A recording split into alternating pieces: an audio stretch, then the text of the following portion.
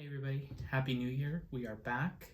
Well, I'm back. Janae is doing a client onboarding right now, so you're stuck with me. Anyways, jumping right into the new year, we're going to be talking about starting a business in 2023. A lot of people were going to be thinking new year, new business. I'm going to get the ball rolling. If you look up online top 10 lists, you're going to see a lot of bullet points on, these are the things you get in order. I have a little bit of a different order on those. I'm going to be going through some of kind of the top 10 things that people would be telling you to do to start a business, but which ones are more important than other ones.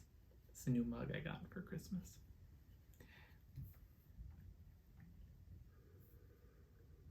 Okay, reason one, determine your reason for being. It's kind of like your so what statement, like why do you exist, or you make this thing, so what? Why does that thing need to be? Why does your business need to do the things that it does, or just you need to kind of defend your position? I would say this is like really important. This is like at the top of the list because you're going to be leaning on this, your kind of so what, your why statement a lot when you're talking to people potentially for money, when you're talking about building your brand, when you're talking about kind of your social media. Everything is kind of in reinforcing the initial kind of this is why we are. So getting that down instead of just being like nobody's thought of combining X and Y together, it's like, okay, that's great, but that cannot support all the other things of the business. So I'd say that's a big one. That's kind of a yes. Two, normally people will be like, oh, draft a business plan, put a business plan together. Yes and no. If you're going to be looking for outside funding, yes, you need a business plan, and you need the really like boring long form. You kind of, it's like a whole thing. But I get it. If you're trying to look for more institutional financing, you're gonna have to play by those rules, and those rules are we need a big business plan. So yes, with an asterisk. If you're self-funded, if you're bootstrapping it, if you're just kind of getting one thing off the ground and it's like maybe it's like a t-shirt business or something, or you're leveraging something where you're not necessarily needing traditional financing or traditional types of business support, you do want a plan. You do want kind of like, okay, this is how we're going to start. We can see ourselves doing about this much. We want to expand into XYZ at some point. But those are things you can easily jot down and share with a team on like a Google Doc, and then go back to it and you can refine it and change it as things go along. But I would not put that as a roadblock to starting. Again, unless it's like, oh, we're opening a restaurant and we're going to need a small business loan for all of our startup costs. So that, in that sense, yes, you're going to need all of that. 3, incorporating your business. This is another one that I firmly stand behind. I think this is super important. You don't want to mess around with this. You don't want to mess around with the state. You don't want to mess around with the government. Incorporate your business. Get all of your ducks in a row. Google, YouTube, the type of formation, even if you end up kind of changing the way that you're formed later on.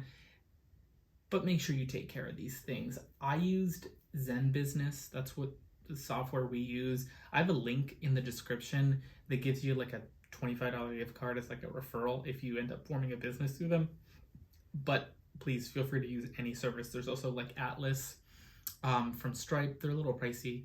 What else? There's CorpNet, I think so. I'll put it down in the description. But if you look up like services to help you incorporate, they take care of a lot of the submitting and things like that. And it's just, if you don't know how to do it, but it needs to get done, I would defer it to those types of people when it comes to that kind of paperwork. 4, get your paperwork in order. Yes, this is kind of like off the incorporating your business. Paperwork like getting an EIN number, submitting like a yearly compliance statement with your state, depending on the state you're in. We're in California.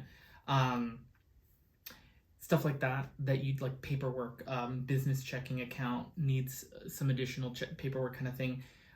This is another reason why I go back to Zen Business, because they take care of all that, and I would definitely opt into the upsell of like doing it for you, like doing your compliance and all your stuff for you. It's like a smaller upcharge, but it helps me just kind of set it and forget it. Business bank accounts, I mean, those are easy. We have a couple for different kind of purposes, but a quick Google search, business bank accounts, tons of places are going to offer that. They're generally going to need to see that kind of paperwork, like an EIN number.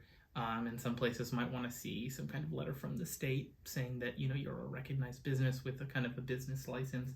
Accounting is another kind of part of like getting your stuff in order, your paperwork and stuff like that, for like filing taxes.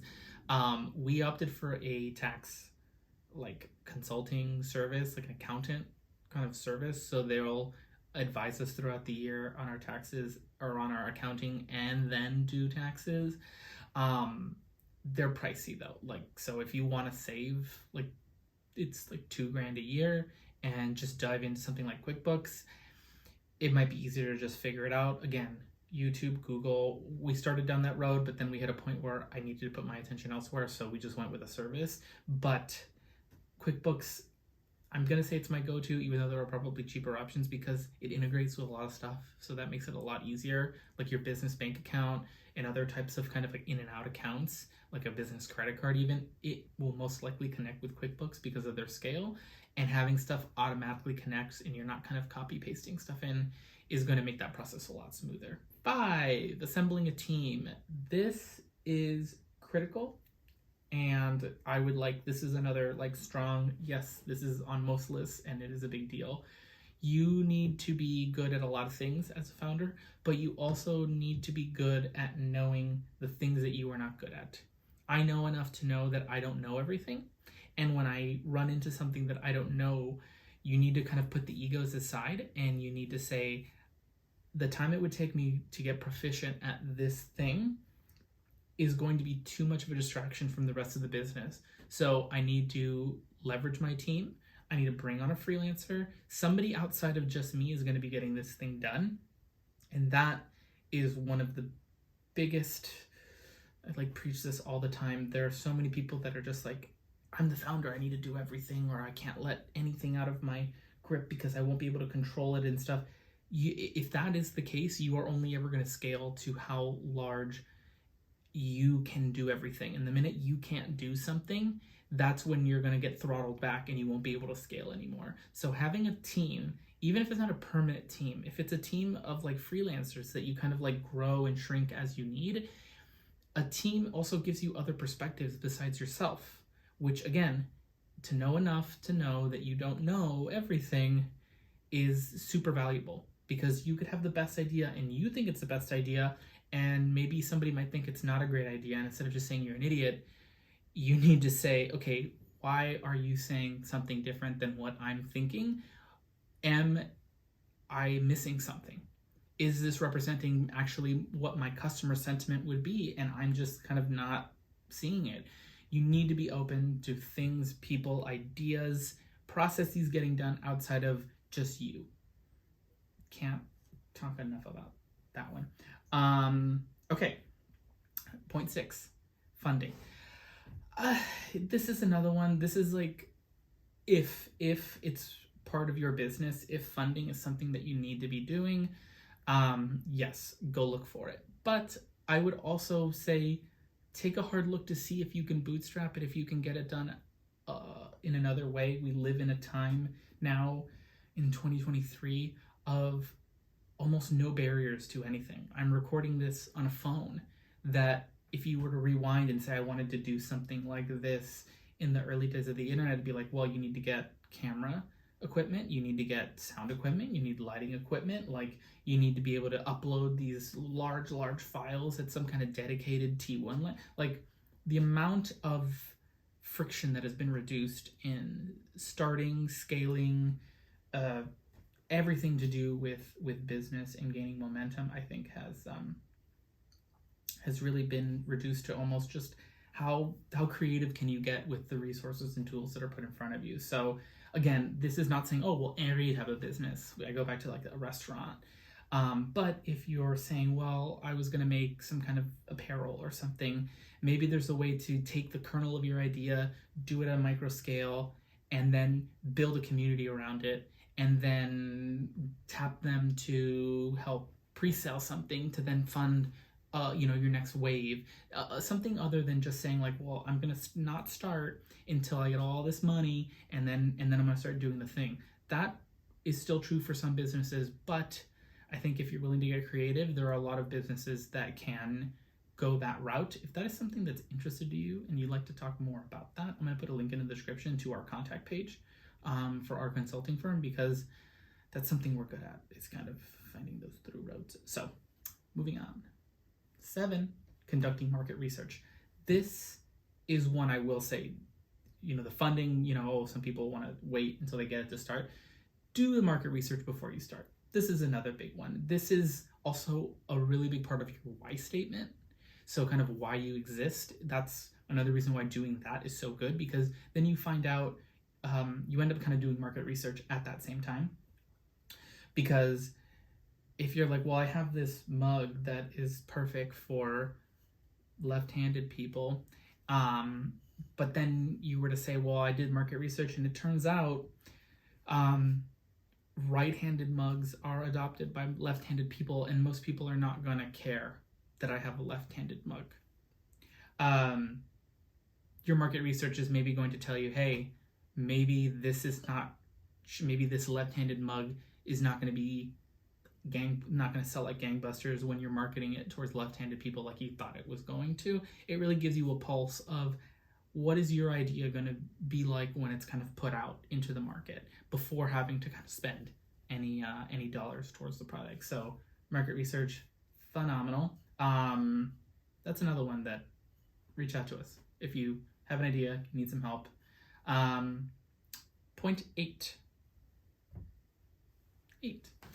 Stay on brand. This goes right back, this super important point.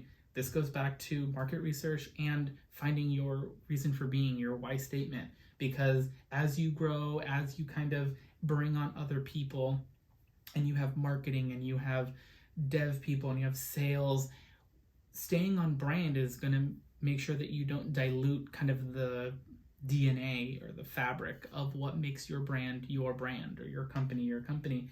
And if you don't have a really strong, this is why we exist, this is what our brand stands for, this is what our brand doesn't stand for, and can take that and succinctly give it to each of your people as they go off and do their own tasks, your core brand is going to be your brand, but then your marketing is going to feel really off base until people get back to like your website maybe that you designed, or they're going to see an ad and it's going to bring in the wrong type of people because it's not really part of your brand, and then when they land on your site they're not going to convert because it was getting people that did not actually resonate with the core brand. So staying on brand as you kind of go from just being a singular person on your soapbox talking about your brand is super duper important. And it's all part of this kind of why statement, market research that you would want to do before you put anything into motion to make sure you have a very strong foundation as you scale.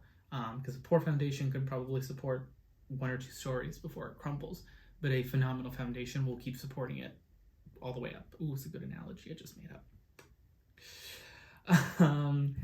9, embrace change. This is a great one. I support this one a lot. Embrace change in both your company and the market. I like to think, and I'm not the first person to say this, that the only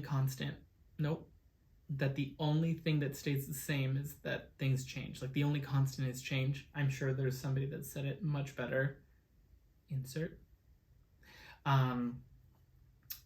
You need to be like, okay, I had left-handed mugs.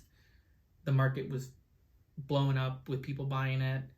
Somebody did an expose piece how they're just right-handed mugs, and now my sales are tanking. Well, you're not just going to close up shop.